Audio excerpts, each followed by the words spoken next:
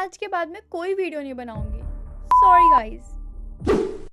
अरे यार, ये मजाक कर रही हूँ, बट मैंने सोचा था ऐसा, लेकिन नहीं यार, आपको मैं छोड़ के कहाँ ही जा सकती हूँ। जो आज मैं एनीमे एक्सप्लेन करने वाली हूँ वो एओटी से भी बेस्ट है। तुम्हें क्या सच में ऐसा लगता है? तो चलो देखते हैं। एपिसोड के स्टार्टिंग में हम देखते हैं अपनी मेन कैरेक्टर को, जिसका नाम है ज़ोऊ, जो कि कंप्यूटर पे कुछ काम कर रहा होता है। और हाँ, मैं आपको बता दूं कि ये अभी इस टाइम में चाइना में है। लेकिन कुछ दिन बाद कुछ ऐसा हो जाता है जो कि किसी ने सोचा भी नहीं था, बिकॉज वो पर्सन, अपना ज़ोऊ, किसी और की बॉडी में ट्रांसफर हो जाता है।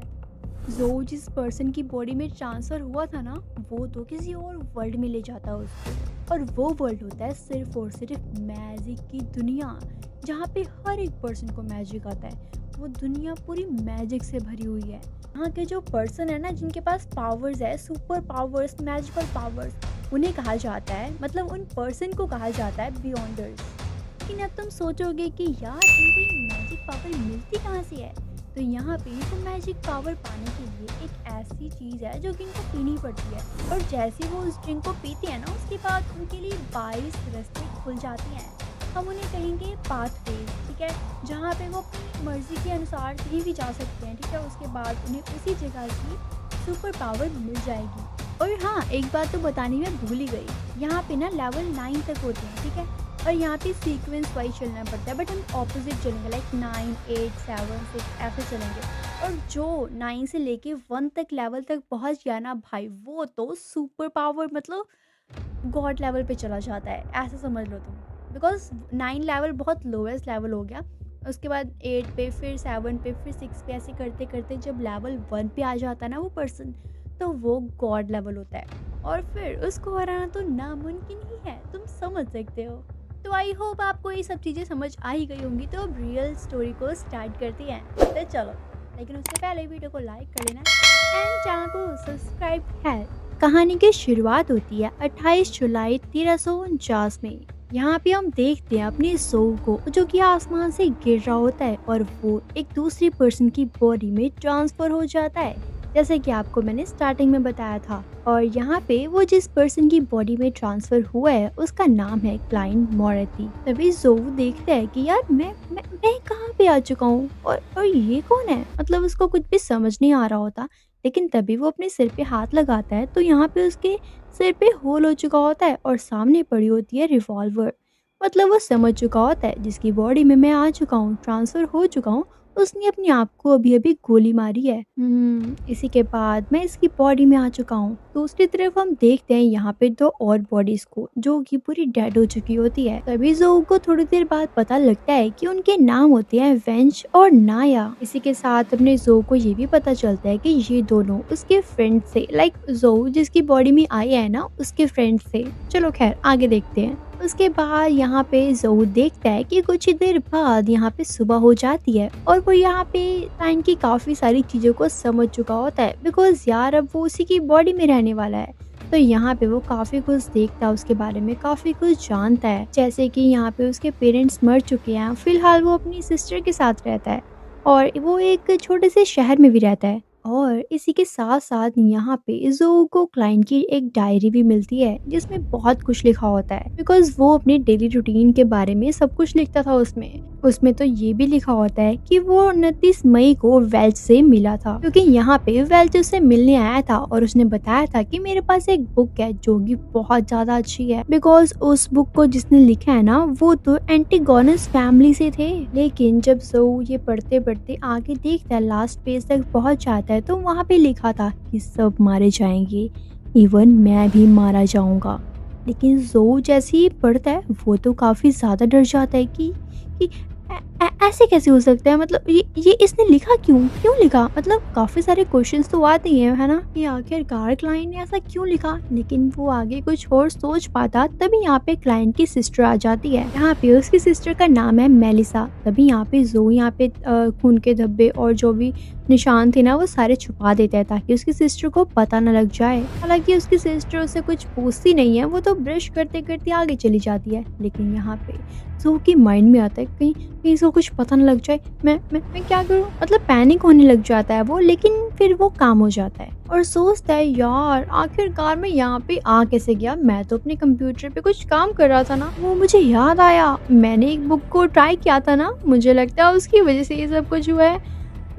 कोई बात नहीं, मुझे करना पड़ेगा। तभी यहाँ पे मेलिसा आ जाती है जो कि यहाँ पे उसके लिए नाश्ता लेकर आती है, यानी कि अपने भाई के लिए, यानी कि क्लाइंट के लिए। और हाँ, इसी के साथ साथ वो ये भी कहती है कि यार शाम का डिनर मैं तुम्हारी पसंद का ही बनाऊंगी। के बाद वो ये कहते ही अपनी कॉलेज के लिए निकल जाती है। के जाने के बाद यहाँ पे ज़ो कहता है मैं कुछ ना कुछ ट्राई करता हूँ, अपना रिचुअल दोबारा से परफॉर्म करता हूँ तो कि मैं अपनी दुनिया में वापस जा सकूं। मैं यहाँ पे नहीं रहना चाहता, यहाँ पे बहुत ज़्यादा झमेला है। तो गाइस क्लाइंट ज़ो में मैं बहुत ज़्यादा कंफ्यूज हो रही हूँ। तो यहाँ पे अब ज़ो जो क्लाइंट की बॉडी में है तो मैं उसे क्लाइंट ही बोलूंगी, ठीक है, आप समझ जाना। इसी के बाद अपना यहाँ पे क्लाइंट जाता है मार्केट में ब्रेड खरीदने के लिए, बिकॉज उसने रिचुअल जो करना है। लेकिन जहाँ पे वो जाता है ब्रेड खरीदने के लिए, वहाँ की जो लेडी होती है वो क्लाइंट से बोलती है मुझे लगता है कि तुम्हें अब जॉब करनी चाहिए क्योंकि बहुत टाइम हो चुका है और तुम जिस अपार्टमेंट में रहते हो उसे चेंज कर दो बिकॉज वो बहुत ज़्यादा गंदा दिखता है। तो वो यहाँ पे ज़्यादा कुछ नहीं बोलता, वो अच्छा बोल के वहाँ से चला जाता है। और जैसे वो आगे जाता है तो वो देखता है यहाँ का इन्वायरमेंट तो भाई बिल्कुल सेम है, लेकिन बस एक प्रॉब्लम है कि ये बहुत ज़्यादा पीछे चल रहा है। यहाँ पे लोग घूम रहे हैं, मार्केट में सामान खरीद रहे हैं, कोई लोग तो पत्ते भी खेल रहे हैं, काफ़ी मतलब नॉर्मल सा है सब कुछ। उसके बाद वो आगे बढ़ने लग जाता है, लेकिन तभी यहाँ पे क्लाइंट को लगता है कि उसका कोई पीछा कर रहा है। तो वो भागते भागते भागते भागते एक टेंट में आके छुप जाता है बिकॉज वो काफी डर चुका होता है कि मेरा पीछे कौन कर रहा है। लेकिन कुछ देर वो वहीं पे रुकता है और देखता है कि आखिरकार है कौन पीछे। जैसे वो देखता है तो यहाँ पे वो पता लगता है उसको कि भाई ये तो एक पुलिस पर्सन था, लाइक पुलिस मैन था। उसके बाद वो सुकून की सांस लेता है और टेंट के अंदर ही बैठ जाता है। तो वो नोटिस करता है कि यहाँ पे तो एक वुमेन है, मतलब कि टेंट के अंदर ही एक टैरो कार्ड रीडर बैठी है, मतलब कि यार पत्ते देख के जो भविष्य बताते हैं ना वो है। तभी वो लेडी उसे पूछती है आखिरकार बेटा तुम क्या जानना चाहते हो। तभी यहाँ पे वो कहता है आप एक काम करो, मुझे मेरा past and future and present जानना है, मुझे ये सब कुछ बताओ। तो यहाँ पे वो लेडी कहती है ठीक है, तुम मेरे फर्स्ट कस्टमर हो इसलिए सब कुछ तुम्हारे लिए फ्री है आज। तो यहाँ पे वो भी बहुत ज्यादा खुश हो जाता है। तभी यहाँ पे वो लेडी ताश के तीनों पत्ते निकालती है और बोलती है कि ये तुम्हारा पास्ट है, फ्यूचर है एंड प्रेजेंट है। तभी यहाँ पे वो लेडी कहती है अब मुझे बताओ कि तुम क्या जानना चाहते हो, पहले प्रेजेंट, पास्ट या फिर फ्यूचर। तभी यहाँ पे वो बताता है, मतलब ना क्लाइंट बताता है मैं जानना चाहता हूँ प्रेजेंट। तभी वो लेडी उस कार्ड को उठाती है और देखती है और कहती है ओ ये तो फूल है भाई, वो दूसरा वाला फूल नहीं, ये है द फूल, यानी कि एक नई शुरुआत को दर्शाता है ये कार्ड। उसी के बाद पीछे से असली टैरो रीडर आ जाती है। मतलब कि तुम सोच रहे होगे ना कि यार ये क्या डुप्लीकेट थी क्या। उसी के बाद क्लाइंट यहाँ पे मायूस होके चला जाता है अपने घर को। और जैसे वो 3 ब्रेड निकालता है तो वो सोचता है सच में मुझे रिचुअल करना चाहिए, और क्या ये सच में मतलब सब कुछ परफेक्टली हो जाएगा ना, कुछ मिस्टेक तो नहीं होगी। कोई बात नहीं, जो होगा देखा जाएगा। उसके बाद वो ब्रेड को उठाता है और 4 हिस्सों में उसे कट करता है और अलग अलग जगह रख देता है और कुछ मंत्र वगैरह भी पढ़ता है बूम, क्योंकि वहाँ पे कुछ अजीब सा होता है और वो एक अलग सी दुनिया में पहुँच जाता है जहाँ सिर्फ और सिर्फ धुआं होता है। बिकॉज वहाँ पे सब कुछ ग्रे ग्रे लग रहा होता है, कुछ भी नहीं दिख रहा होता, क्योंकि हम उसे ब्लैक भी नहीं कह सकते, तो हम उसे कहेंगे द ग्रे फॉग, ओके। और हाँ, यहाँ पे ना कुछ रेड और ब्लू कलर की लाइट्स भी दिख रही होती हैं। तो यहाँ पे वो ना एक रेड और ब्लू लाइट को टच करता है तो वो भाई एकदम से फट जाती है, बेचारा वो तो डर ही जाता है। उसी के बाद यहाँ पे हम देखते हैं ऑड्री नाम की एक लड़की को। इसी के साथ वहाँ पे एक पर्सन भी था जिसका नाम था ऑल्गर, जो कि अपने एक गिलास के साथ वहाँ पे खड़ा हुआ था। हालांकि इनको भी नहीं पता होता कि ये आखिरकार आ कैसे गए यहाँ पे। तभी हम देखते हैं अपने मेन कैरेक्टर को। तभी यहाँ पे अपना क्लाइंट उन दोनों को देखता है। हालांकि उनके फेसेस अच्छे से विजिबल तो नहीं हो रहे थे, लेकिन फिर भी वो मतलब उनकी परछाई दिख रही होती है। तो वो सोचता है अपना क्लाइंट, यार ये कहाँ से आ गए, मतलब क्या क्या मैं इनको जानता हूँ? लेकिन मैंने कभी देखा तो नहीं पहले। तभी यहाँ पे ऑड्री आगे आती है और वो क्लाइंट को देखती है और कहती है, क्या आप इस जगह के मालिक हैं क्या? मतलब आप इस पवित्र जगह के गॉड हैं क्या? ये बात सुनते ही अपना मेन कैरेक्टर कहते हैं, क्या गॉड? अगर तुम्हें मैं गॉड लगता हूँ फिर इस पवित्र जगह को बिल्कुल मंदिर जैसा होना चाहिए था। और जैसे ही यहाँ पे क्लाइंट सोचता है मंदिर जैसा होना चाहिए था, भाई तुम बिलीव नहीं करोगे, यहाँ पे आसपास की चीजें वैसी बनने लग जाती है। सीरियसली पहले तो अपना क्लाइंट यहाँ पे ये सब कुछ देख के घबरा जाता है, लेकिन फिर वो सोचता है इसका मतलब जो मैं सोचूंगा वो मैं कर सकता हूँ, तो ठीक है। फिर उसके बाद वो अपने माइंड में सोचता है एक चेयर और एक टेबल के बारे में, तो यहाँ पे वो बना लेता है और उसके बाद अपने सिंहासन पे बैठ जाता है। तभी यहाँ पे ऑलगर क्लाइंट से पूछता है कि आखिरकार तुम्हारा नेम क्या है और तुम यहाँ पे क्या कर रहे हो? तभी अपना क्लाइंट सोचता है, मैं इसको अपना असली नाम तो नहीं बताने वाला।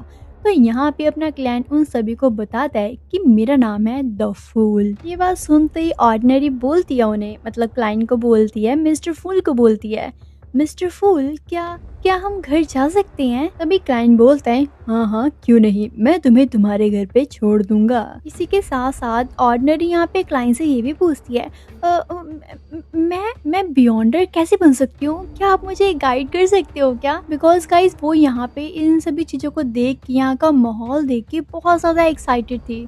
दैट्स वाई उसने पूछा कि मैं बियॉन्डर कैसे बन सकती हूँ। लेकिन यहाँ पे अपने क्लाइंट को इसका आंसर पता ही नहीं था, बिकॉज उसको बियॉन्डर के बारे में कुछ भी नॉलेज नहीं थी। तभी यहाँ पे वो अपने आप को बचाते हुए कहता है, इसका आंसर मैं नहीं दूंगा, तुम्हारे सामने बैठा आदमी वो तुम्हें बताएगा सब कुछ। तभी यहाँ पे ऑलगर समझ जाता है कि मुझे इसे बताना होगा। तभी यहाँ पे ऑलगर उस लेडी से बोलता है, मेरे हिसाब से तुम लियोन किंगडम से हो, क्यों है ना? तो इसीलिए तुम्हें एवरनाइट गॉडेस के चर्च को ज्वाइन करना होगा। क्या तुम तैयार हो? लेकिन हाँ, मैं पहले तुम्हें बता दूं कि बियॉन्डर बनना इतना आसान नहीं है जितना तुम सोच रही हो। तो सोच समझ कर ही आगे कदम उठाना, बिकॉज यहाँ पे जो बियॉन्डर्स होते हैं ना, वो यहाँ पे ब्लैक पावर से लड़ते हैं और लड़ते ही जाते हैं। लेकिन तभी यहाँ पे और ये सब कुछ बातें सुनकर बोलती है, इसके अलावा कोई और रास्ता नहीं है क्या? क्या जरूरी है चर्च को ज्वाइन करना? तभी यहाँ पे ऑलगर उसके जवाब को देते हुए कहता है, अच्छा तो ये बात है, तो फिर तुम्हें रॉयल फैमिली के पास जाना होगा या फिर मिलेनियम लॉयल्टी के। तभी ऑर्डिनरी भाई ये बातें सुनकर भी रेडी नहीं होती। वो कहती है, क्या कोई और तरीका नहीं है क्या जो मैं कर सकूं? अच्छा तो मैं समझ गया तुम क्या चाहती हो, तो मैं बता ही देता हूँ। मेरे पास 2 सीक्वेंस 9 के पोशन हैं। एक तो है सीलेड सीक्वेंस का और दूसरा स्पेक्टेड सीक्वेंस का, जिसको पी के तुम आराम से बियॉन्डर बन सकती हो। ये बातें सुनकर अपना क्लाइंट कहता है, अच्छा तो ऐसे बनते हैं बियॉन्डर, चलो अच्छी बात है, इनके साथ रहने से मुझे कुछ नॉलेज तो मिल गई। तो मुझे लगता है कि मैं इस ग्रे वर्ल्ड में आ चुका हूँ। इट मीन्स ये काम भी बियॉन्डर का तो नहीं है किसी, मुझे लग तो रहा है। उसी के बाद अपनी ऑर्डिनरी यहाँ पे क्लाइंट को बताती है, मिस्टर फूल मैंने इस पर्सन के साथ एक डील कर ली है कि ये मुझे ना कुछ पोशन देगा जिससे मैं बियॉन्डर बन जाऊंगी। इसके बदले जो इसको चाहिए होगा वो मैं इसको दे दूंगी। और हाँ, मेरे हिसाब से ना आपको ऐसी मीटिंग आगे बैठा लेनी चाहिए ताकि हम कुछ ना कुछ डिस्कस कर सके। इसी के साथ साथ वो पर्सन भी बोलता है, हाँ मिस्टर फूल बिल्कुल सही कहा इसने, आप ऐसा कर लिया करो ताकि हम छोटी मोटी चीजें खुद ही मैनेज कर सकते हैं और बाकी आप देख लो। और यहाँ पे दूसरी तरफ अपने क्लाइंट के माइंड में चल रहा होता है, वैसे तो ये सही कह रही है, क्योंकि अगर ऐसे ही मीटिंग चलती रहेंगी तो मुझे यहाँ के वर्ल्ड के बारे में नॉलेज मिलती रहेगी, बिकॉज ये कुछ ना कुछ डिस्कस तो करेंगे ही और मैं इसी के बीच में अपने घर जाने का रास्ता भी ढूंढ लूंगा। तो ठीक है, तो यहाँ पे अपना क्लाइंट उन दोनों को बोलता है, ठीक है हम हर मंडे को 3 बजे मीटिंग रखेंगे, तो आप सभी रेडी रहना। उसी के साथ साथ गाइज यहाँ पे ऑर्डिनरी कहती है कि मेरे हिसाब से ना हमें अपनी रियल नेम किसी को नहीं बताने चाहिए। तो यहाँ पे वो दोनों भी अपना नेम चेंज कर लेते हैं। यहाँ पे ऑर्डिनरी अपना नेम रखती है जस्टिस और वो पर्सन का रखती है बी हैंग्ड मैन। उसी के कुछ देर बाद यहाँ पे क्लाइंट के रूम का दरवाजा कोई नॉक कर रहा था। दैट्स व्हाई यहाँ पे क्लाइंट का ना बिल्कुल माइंड डिस्टर्ब हो रहा था, मतलब वो इस दुनिया का पूरा कंट्रोल ना, मतलब ऐसा लग रहा था ऐसे खो रहा है। तो वो फटाफट अपने मेंबर्स को कहता है कि ये डील हम यहीं पे ख़त्म करते हैं, आई मीन टू से ये मीटिंग हम यहीं पे ख़त्म करते हैं, नेक्स्ट मीटिंग हम मंडे को मिलेंगे 3 बजे।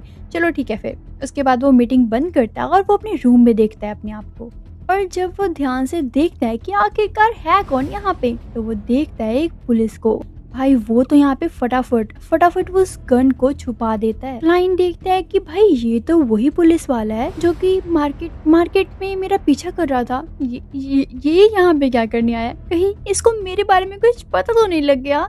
बिकॉज यार जब हम किसी ऐसे पर्सन को देखते हैं ना जिससे हम डरते होते हैं, लाइक पुलिस या ऐसा कोई है ना, तो हमें सारे कांड याद आ जाते हैं सबसे पहले जो हमने किया होता है ना। सच में यार क्लाइंट का भी बिल्कुल सेम हो रहा था, बिकॉज पुलिस को देख के उसको सारे कांड याद आ गए। यार कौन से कांड का देखने आया ये, क्या हो गया? हाँ देखता हूँ क्या होता है आगे। तभी वो पुलिस वाला बताता है कि मेरा नाम है लेनर्ड, तुमने मुझे पहचान तो लिया ही होगा, क्यों है ना? और इसी के साथ एक और ऑफिसर था जिसका नाम था डन स्मिथ। दोनों के दोनों वेंच और नाया के केस के लिए आए हैं। याद है तुम्हें पहले एपिसोड में मैंने बताया था कि जो इसके बेस्ट फ्रेंड्स थे उन्होंने अपने आप को गोली मार दी, तो यहाँ पे वो इसी की इन्वेस्टिगेशन करने के लिए आए होते हैं। हालांकि ये सब कुछ यहाँ पे क्लाइंट को तो पहले से ही पता था, लेकिन वो कहता है अच्छा ऐसा हुआ क्या? नहीं मुझे नहीं पता था। तभी यहाँ पे दूसरा ऑफिसर क्लाइंट की डायरी को ढूंढ लेता है और वो उसे पढ़ने लग जाता है और कहता है अच्छा ये क्या लिखा है तुमने कि सब मारे जाएंगे और मैं भी, इसका क्या मतलब है? लेकिन यहाँ पे ना क्लाइंट को कुछ समझ नहीं आ रहा होता। यार मैं इन्हें क्या बोलूँ, क्या बोलूँ मैं कि मैं कहीं और से आया हूँ? नहीं यार पकड़ा जाऊंगा। तो वो कहता है, ऑफिसर से बताता है कि मुझे ना कुछ भी याद नहीं है, क्योंकि कल रात ही ना मैंने अपने आप को गोली से मारने की कोशिश की थी, लेकिन वो गोली साइड से टकरा गई तो मैं बच गया, नहीं तो पता नहीं मेरे साथ क्या होता। मुझे तो सच में कुछ भी याद नहीं है और मुझे तो ये भी नहीं पता लग रहा कि मैं कर क्या रहा हूँ। तभी वो ऑफिसर कहता है अच्छा तो फिर गन कहाँ रखी है तुमने, जल्दी से बताओ। तभी यहाँ पे क्लाइंट बताता है कि उस ड्रॉर में रखी है। तभी वो ऑफिसर वहाँ से वो गन उठा लेता है और कहता है तुमने काफ़ी अच्छी कहानी बनाई है वैसे तो हम तुम्हारी दिमागी हालत को ठीक करने के लिए साइकिक के पास लेके जाते हैं, तो वहाँ पे तुम्हारा चेकअप वगैरह करवाएंगे तो सब कुछ ठीक हो जाएगा, ठीक है? लेकिन ये बात सुनते ही अपने क्लाइंट की तो अलग ही बत्ती चल जाती है कि यार अगर ये सब कुछ मेरे साथ करेंगे तो मेरी जो पुरानी मेमोरीज हैं वो भी आ जाएंगी। हाँ क्या होगा यार, मुझे तो बहुत डर लग रहा है, कहीं मुझे ये लोग मार ही ना दे, मुझे तो अपने घर जाना है। वो बहुत ज़्यादा डरा हुआ होता है और डरा हुआ हुए भी क्यों ना भाई, है ही बात ऐसी। लेकिन तभी यहाँ पे एक ऑफिसर क्लाइंट से बोलता है वैसे मैं तुम्हें जिंदा देख के बहुत खुश हूँ, लेकिन जो भी हादसा तुम्हारे साथ हुआ था उसमें तो ज़्यादातर लोग मरे ही जाते हैं, बसते तो बहुत ही कम है। उसके बाद वो ऑफिसर्स जाने लग जाती हैं, लेकिन वहाँ पे एक बच्चा आ जाता है, मतलब वो ब्रेड लेके भाग रहा था, लेकिन वो पुलिस ऑफिसर उसे पकड़ने लग जाते हैं।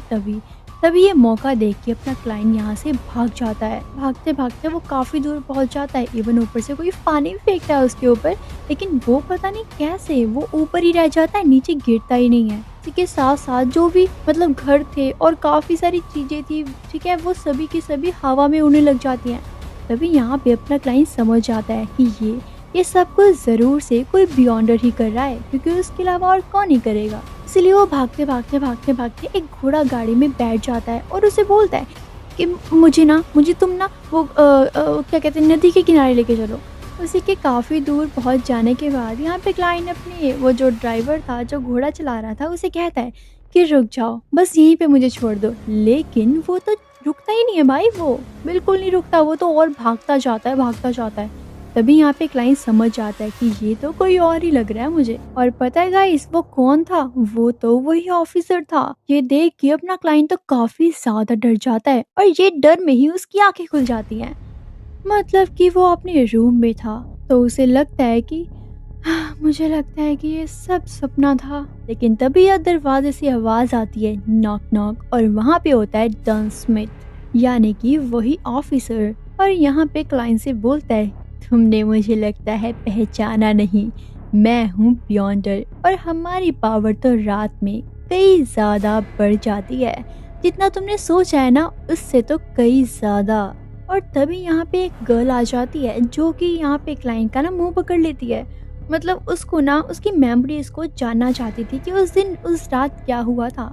तभी वो गर्ल ना उसकी मेमोरीज को देखती है, तो यहाँ पे क्लाइंट तो अपनी फैमिली को लेके याद कर रहा होता है, अपने मॉम को, अपने डैड को। लेकिन यहाँ पे ये गर्ल ना वो मेमोरीज नहीं देख पा रही थी, बिकॉज वो, मुझे लगता है कि अपना जो मेन कैरेक्टर है वो किसी और वर्ल्ड से है ना, दैट्स वाई वो वाली मेमोरीज नहीं देख पा रही थी। उसे सब कुछ ग्रे ग्रे ही दिख रहा होता है। तो यहाँ पे वो सोचती है कि शायद इसने ही कुछ किया है। आखिरकार तुम मुझे बताओ कि एंटीगोनस फैमिली की किताब कहाँ है। लेकिन यहाँ पे क्लाइंट कहता है मुझे नहीं पता, प्लीज मुझे छोड़ दो। तभी वो गर्ल कहती है मुझे बताओ कि उस दिन 27 जून को क्या हुआ था, उस रात को क्या हुआ था। लेकिन यहाँ पे क्लाइंट का बस एक ही आंसर होता है, मुझे नहीं पता, प्लीज मुझे छोड़ दो।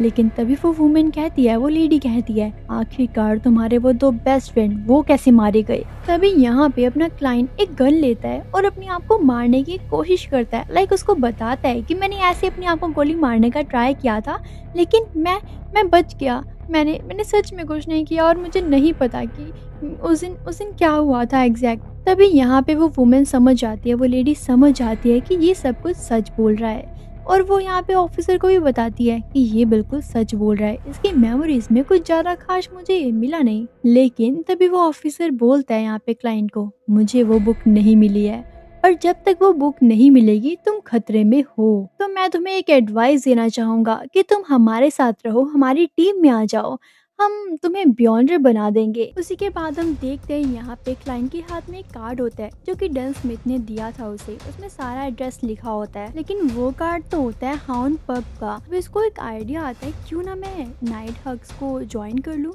इसकी वजह से मैं सेफ भी रहूंगा और मुझे कोई डर भी नहीं रहेगा। इसी के बाद यहाँ पे अपना क्लाइंट जाता है हाउंड पब के अंदर। भाई वहाँ का सीन तो काफी देखने वाला होता है, बिकॉज वहाँ पे 2 पिंजरे थे जिसके अंदर जंगली कुत्ते बंद थे पिंजरे के अंदर, कि वहाँ के लोग जो थे ना वो उन डॉगीज के ऊपर सट्टा लगा रहे होते हैं।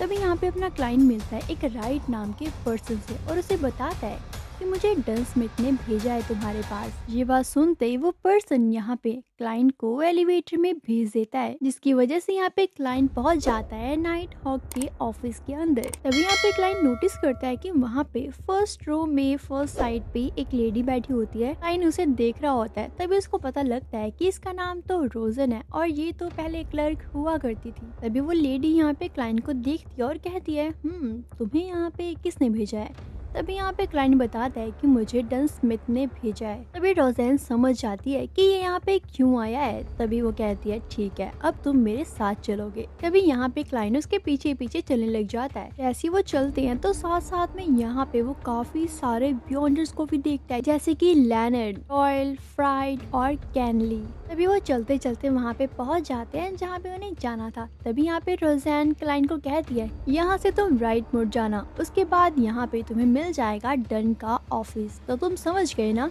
तभी क्लाइंट कहता है हाँ मैं समझ तो गया, लेकिन क्या तुम मेरे साथ आगे नहीं चलोगी। तभी वो बताती है कि नहीं मैं आगे नहीं जाऊंगी, तुम्हें आगे खुद ही जाना होगा।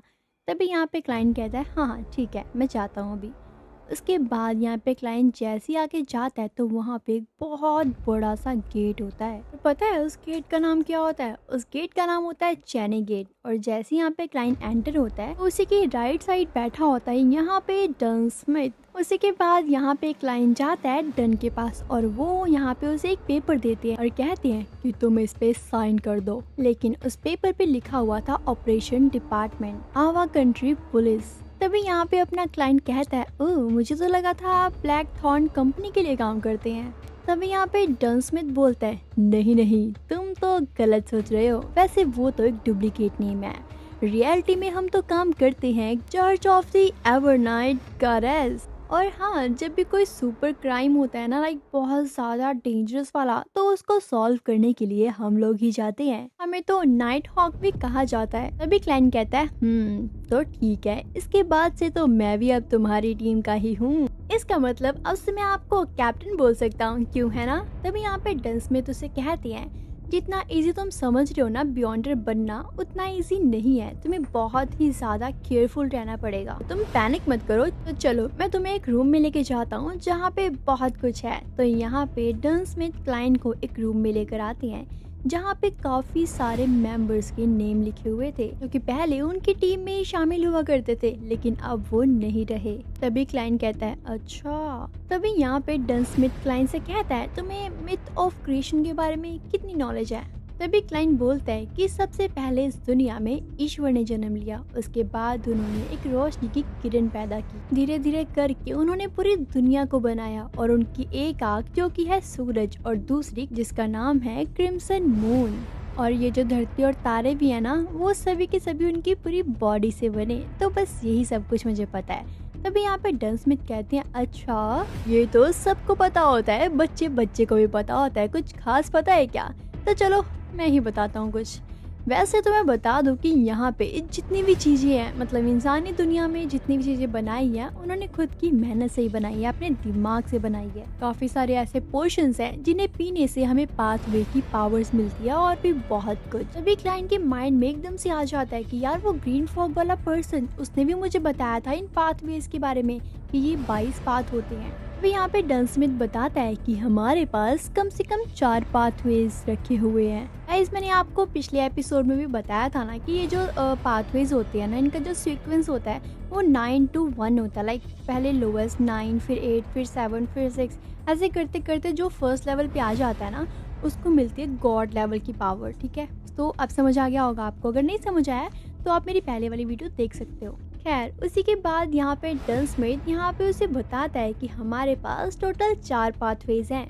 सबसे पहले है स्लीपलेस जो कि है डार्कनेस का पाथवे, उसके बाद है कॉर्प्स कलेक्शन यानी कि डेथ पाथवे, उसके बाद आता है मिस्ट्री प्रायर यानी कि हर्मिट पाथवे का पोर्शन, उसके बाद सीयर जो कि है फुल पाथवेज का पोर्शन। तो ये थे कुछ 4 पाथवेज।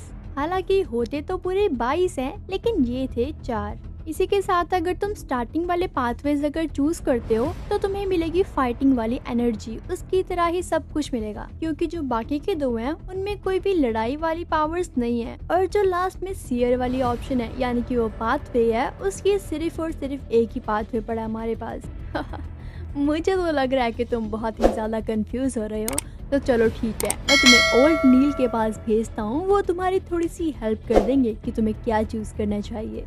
यहाँ पे अपना क्लाइंट जाते जाते सोचता है यार मैं जा तो रहा हूँ, लेकिन जो स्लीपलेस और कॉर्प्स वाला था ना, वो तो नाम से ही काफ़ी ज़्यादा डेंजरस लग रहा है। अगर मैंने उन्हें चूज़ कर लिया तो मेरा क्या होगा? लेकिन यार मुझे जानना भी तो है इस दुनिया के बारे में। आखिरकार ये बियॉन्डर्स कैसे करते हैं अपनी शक्तियों को इस्तेमाल? नॉलेज तो मुझे चाहिए ही। ऐसे सोचते सोचते यहाँ पे वो पहुँच जाता है उस पर्सन के पास। तभी उसे पता चलता है कि ये तो पहले से ही एक मिस्ट्री प्रायर है, यानी कि 9 पाथवेज का बियॉन्डर है ये। तो ओल्ड नील बोलता है हाँ मुझे समझ आ गया कि तुम यहाँ पे क्यों आए हो, तो कोई बात नहीं, तुम्हें आराम से चूज करने का मौका मिल जाएगा, लेकिन पहले मेरे साथ ये कुछ बुक्स रखवाने में मेरी हेल्प करो। उसी के साथ साथ वो यहाँ पे क्लाइंट को बताती हैं कि मेरे पास है एम्परर रोज़ैन की एक डायरी, लेकिन यार उसमें तो पता नहीं कौन सी लैंग्वेज लिखी है जो कि अभी तक कोई नहीं समझ पाया और ना ही पढ़ पाया। कम से कम 150 साल हो चुके हैं बेटा। तभी क्लाइंट कहता है अच्छा मुझे दिखाना तो जरा। तभी वो पर्सन यहाँ पे 2 पेज क्लाइंट को भी दिखाते हैं और ये देख के तो अपने क्लाइंट की तो निकल पड़ी, बिकॉज वो लैंग्वेज होती है चाइनीज, और अपने क्लाइंट को चाइनीज नहीं आएगी तो और किसी आएगी, तो वो तो उस लैंग्वेज को ईजिली पढ़ पा रहा होता है। क्योंकि गाइस अगर आपको नहीं पता तो मैं बता दूं कि अपना क्लाइंट भी एक चाइनीज दुनिया से आया है, मतलब वो चाइना से आया है। तभी यहाँ पे क्लाइंट ये सब कुछ पढ़ के समझ जाता है कि वो जो पर्सन है यानी कि रोज़ैन, वो भी मेरी ही दुनिया में से आया था, मतलब कि वो तो चाइना से ही था। और तभी यहाँ पे क्लाइंट उसकी डायरी को पढ़ता है तो समझ आता है उसे, वो तो अपने दिन में क्या हुआ, अपनी पूरी लाइफ के बारे में सब कुछ लिखा करता था। और हाँ, उसमें ये भी लिखा था कि हमें जो बियॉन्डर बनने की पावर्स होती है ना, तो उसे मास्टर करने के लिए उसकी एक्टिंग भी करनी पड़ती है। और पोशन का नाम सिर्फ पोशन ही नहीं, इवन वो पावर तो हम अपने अंदर समा भी सकते हैं, जिसकी वजह से हम बहुत पावरफुल बन जाएंगे। इसी के साथ साथ उसने ये भी लिखा था कि मैंने पाथवे चुनने में बहुत बड़ी गलती कर दी, मुझे तो कोई और पाथवे चुनना चाहिए था। यहाँ पे अपना क्लाइंट तो उस नोटबुक को पढ़ने में काफ़ी मस्त होता है, लेकिन अपना ओल्ड नील उसे बोलता है कहाँ खो गए बेटा तुम? तभी यहाँ पे क्लाइंट बोलता है कुछ नहीं, बस मैं इसे पढ़ने का ट्राई कर रहा था। तभी वो नील मैन तो हंसने लग जाते और कहते हैं, इतने साल हो गए, कम से कम 150 साल हो गए, इसे कोई भी नहीं पढ़ पाया, हालांकि मैं भी नहीं, तो तुम इसे कैसे पढ़ पाओगे। यहाँ पे क्लाइंट उस नोटबुक को पढ़ने के बाद डिसाइड कर लेता है कि मैं तो सीयर वाला पोर्शन ही चूज करूंगा। तभी वो नील बताते हैं उन्हें कि बेटा तुम ध्यान से चूज करना, बिकॉज अगर तुमने एक बार ये पोर्शन पी लिया ना तो तुम चाह कर भी उसे चेंज नहीं कर सकते, तो बिल्कुल सोच समझ के अपना डिसीजन लेना। तभी क्लाइंट बोलता है, हाँ मैं समझ गया, मुझे सीयर ही चाहिए। उसी के कुछ देर बाद यहाँ पे नील उस पोशन को बनाने लग जाता है काफ़ी अलग अलग चीज़ें डाल के, और जब वो रेडी हो जाता है तभी यहाँ पे वो देता है क्लाइंट को पीने के लिए। तो क्लाइंट कहता है, मैं इसको ऐसे ही पी जाऊँ क्या, मतलब सीधा ही पी जाऊँ। तभी नील बोलता है, अरे नहीं, नाच गाना करते हैं, थोड़ा सा है मस्ती मुस्ती करते हैं, आइज आप सीरियस मत हो जाना, वो तो मजाक कर रहे होते हैं। उसी के बाद यहाँ पे अपना क्लाइंट उस ड्रिंक को, मतलब कि उस पोशन को पी लेता है। उसे वो जैसे ही पीता है उसको तो चक्कर आने लग जाते हैं। तब यहाँ पे नील उसे बताता है, अरे बेटा ये तो नॉर्मल है, पोशन पिया है ना तुमने, इसलिए ये सब कुछ हो रहा है। तो तुम एक काम करो, जो इस दुनिया में सबसे इजीली चीज मिल सकती है तुम उसके बारे में सोचो, उसके बारे में कॉन्सेंट्रेट करो। ये अपना क्लाइंट यहाँ पे एक हैट के बारे में सोचता है। तभी यहाँ पे वो नील मैन कहते हैं, हाँ बिल्कुल सही, बिल्कुल सही। अब तुम ऐसी चीज के बारे में सोचो जो कि इस दुनिया में है ही नहीं, मतलब मिल ही नहीं सकती कहीं। इसी के साथ साथ वो एरोप्लेन, रोबोट्स और भी काफी चीजों के बारे में सोचने लग जाता है। तभी यहाँ पे नील बोलता है, अरे बस बहुत हो गया, अब तुम एक काम करो, तुम सिर्फ और सिर्फ अब अपने आप पे कॉन्सेंट्रेट करो और अपनी आईज को धीरे धीरे करके ओपन करो। और जैसे ही क्लाइंट ऐसा करता है और वो जब ओपन होती है उसकी आईज, भाई वो तो अब प्रॉपरली बन चुका होता है एक बियॉन्डर। तो वीडियो अच्छी लगती हो तो वीडियो को लाइक करना एंड चैनल को सब्सक्राइब जरूर से कर देना। यहाँ पे क्लाइंट को जो कि बहुत ही ज्यादा अजीब सा मतलब महसूस कर रहा होता है, बिकॉज उसे सब कुछ बहुत ही ज्यादा कलरफुल दिख रहा होता है, और वो इसलिए बिकॉज वो अब से किसी का भी ऑरा पढ़ सकता है। तुम सोच रहे हो कि यार ऑरा कैसे पढ़ सकता है, मतलब कि वो ये भी बता सकता है कि उसके दिमाग में क्या चल रहा है, वो क्या करने वाले हैं, मतलब वो कैसे पर्सन है, सब कुछ यहाँ पे पता चल जाएगा उसे। तभी यहाँ पे अपना क्लाइंट नोटिस करता है कि नील मैन के पीछे 2 आँखें हैं, काफी अजीब सी। और यार तुम बिलीव नहीं करोगे, बिकॉज अब तो क्लाइंट को ना आत्माएं जैसी मतलब शैडोज भी दिखने लग जाती हैं, और ये सब कुछ देख के उसे चक्कर आने लग जाते हैं। तभी यहाँ पे नील बताती है उसे, बिकॉज तुमने अभी मतलब ड्रिंक पिया है और तुम बियॉन्डर बन चुके हो, तो स्टार्टिंग में नॉर्मल है ये सब कुछ होना। और हाँ तुम्हें मैं बता दूं कि यहाँ पे मैंने जब बियॉन्डर बनने के लिए ये पोशन पिया था ना, तो उसके तो साथ और भी ज्यादा खतरनाक चीज हुई थी, बिकॉज वो तो ना स्टेयर से नीचे गिर गया था। और लेकिन उसको पता है कि उसको अपनी पावर कैसे ऑन रखनी है और कैसे ऑफ रखनी है, बिकॉज उसके सर पे टैप करने से वो अपनी पावर को ऑफ भी कर सकता है और डबल टैप करने से वो ऑन कर सकता है। ये बात सुनकर क्लाइंट समझ जाता है कि मुझे भी ऐसा कुछ करना चाहिए। तो यहाँ पे क्लाइंट जैसे ही वो करता है तो उसकी पावर ऑफ हो जाती है, मतलब कि अब वो बिल्कुल नॉर्मल हो चुका था। अभी नील यहाँ पे क्लाइंट को कुछ बुलेट्स देता है, मतलब कि डीमन हंटिंग बुलेट। उसी के बाद अपना क्लाइंट जाता है यहाँ पे डन के पास, और जैसे ही वो उसके पास जाता है तो यहाँ पे डन क्लाइंट को बताती है, तुम मेरी बात ध्यान से सुनना, अब तो तुम बियॉन्डर बन चुके हो, लेकिन बियॉन्डर्स की लाइफ इतनी इजी नहीं होती जितनी तुम समझ रहे हो, बिकॉज उन्हें काफ़ी मुश्किलों का सामना करना पड़ता है, काफ़ी कुछ फेस करना पड़ता है। तो तुम्हें भी अब उन चीज़ों का ध्यान रखना होगा। लेकिन हाँ, एक और इम्पोर्टेंट बात जो कि मैंने तुम्हें बताई ही नहीं, कि तुम्हें अब सभी चीज़ें समझने में थोड़ा टाइम लगेगा, इसलिए यहाँ पे नाइट हंक में अभी ज्वाइन नहीं हो सकते,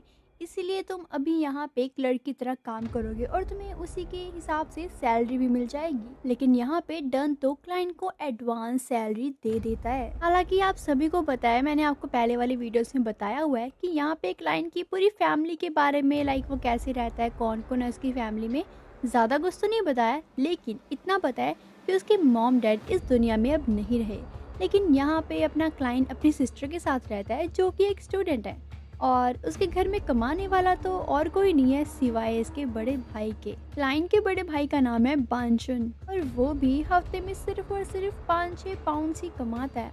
तो इतना इनफ नहीं होगा ना, इसीलिए इनके घर भी काफी हद तक टूटा हुआ था, बिकॉज इनके घर की छत जो थी वो भी टूटी हुई थी। हालांकि इनके घर में तो सिर्फ एक ही वॉशरूम था। तुम्हें याद है ना, पिछले एपिसोड में मैंने आपको बताया था कि यहाँ पे इनकी सिस्टर आई थी, मतलब ब्रश करने के लिए, बिकॉज क्लाइंट के रूम में ही था वो वॉशरूम, जो कि एक ही था। पहले की लाइफ तो कुछ ज़्यादा इंटरेस्टिंग नहीं थी, लेकिन अब शायद होने वाली थी, बिकॉज यहाँ पे क्लाइंट को फर्स्ट डे में ही 12 पाउंड्स मिल चुके थे, क्योंकि अब उसे फीलिंग आ रही थी कि अब मैं अमीर होने वाला हूँ, अब हमारी कंडीशंस काफ़ी अच्छी हो जाएंगी।